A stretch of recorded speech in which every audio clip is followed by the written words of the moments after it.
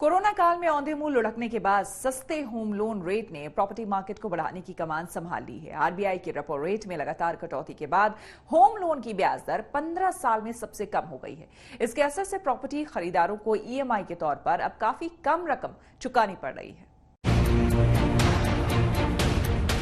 Home loan की ब्याज दरों के 15 साल के न्यूनतम स्तर पर पहुंचने से रियल एस्टेट सेक्टर का कोरोना के कहर से बाहर निकलने का भरोसा बढ़ गया है। कोरोना के बीच जारी आर्थिक कमजोरी के दौर में आरबीआई ने लगातार रेपो रेट घटाया है, जिसके नतीजे में बैंकों ने ब्याज दर घटाई है। इसके असर से आज महज 6.6% की दर पर होम लोन मिल रहा है। डेवलपर्स का दावा है कि इस सस्ते होम लोन की वजह से घर खरीदारों को प्रॉपर्टी खरीदने का ये सबसे सही समय नजर आ रहा है। इस समय होम लोन का जो रेट है वो 15 साल में सबसे नीचा रेट है, जिसके अंदर अगर कोई कस्टमर को रियल एस्टेट में निवेश करना है और उसको होम लोन की जरूरत है तो वो इसके लिए सबसे बेहतर समय। एचएफसी के द्वारा कस्टमर्स के लिए काफी बेनिफिट्स लाए गए हैं, जिससे रियल एस्टेट के अंदर डिमांड और बूस्ट दोनों ही देखा गया है।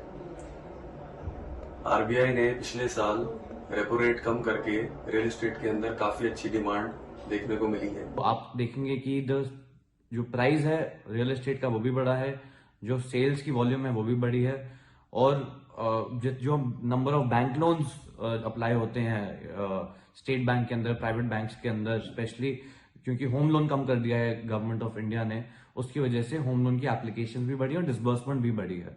चाहे वो नरेंद्र मोदी जी की आवास योजना क्यों ना हो, या अफोर्डेबल हाउसिंग सेक्टर क्यों ना हो, या कोई और रेंटल हाउसिंग स्कीम क्यों ना हो।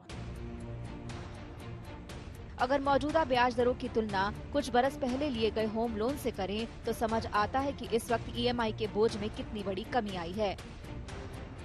15 साल के लिए 30 लाख रुपए के होम लोन पर 9% ब्याज दर पर बतौर ईएमआई 30,500 रुपए देने होंगे। वहीं 6.25% की ब्याज दर पर ईएमआई का बोझ 26,500 होगा, यानी 4,000 रुपए का फायदा आज की तारीख में लोगों को होम लोन लेने पर हो रहा है। जाहिर है कि फायदेमंद सौदा हो सकता है, और अगर 15 साल तक इसी ईएमआई पर होम लोन चलता रहे तो फिर ग्राहकों को कुल 14% की बचत होगी। हालांकि ब्याज दरें ऊपर नीचे होती रहती हैं और ये आंकड़ा केवल मौजूदा दौर में घर खरीदने का फैसला लेने में मददगार है। कंज्यूमर जो अपना डिसीजन लेने के लिए हिचकिचा रहे थे, अपनी ईएमआई कैलकुलेट कर रहे थे, उनको एक कॉन्फिडेंस मिलता है कि उनकी ईएमआई अब कम रहेगी कम इंटरेस्ट रेट के चलते, तो इससे काफी बेनिफिट होगा।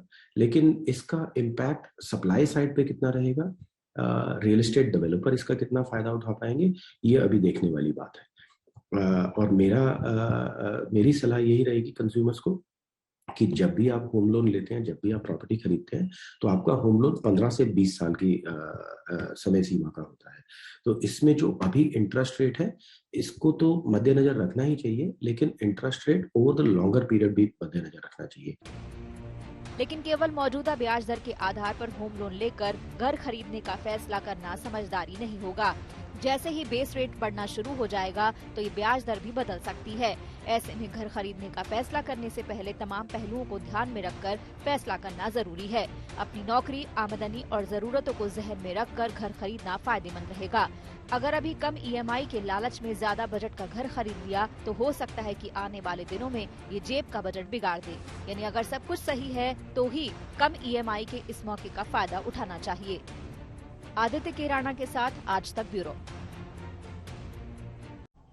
इसी के साथ बिजनेस आज तक में मेरे साथ फिलहाल इतना ही। कारोबार जगत की हर खबर को तुरंत अपने मोबाइल पर देखने के लिए आप हमारा YouTube चैनल बिज तक भी सब्सक्राइब कर सकते हैं।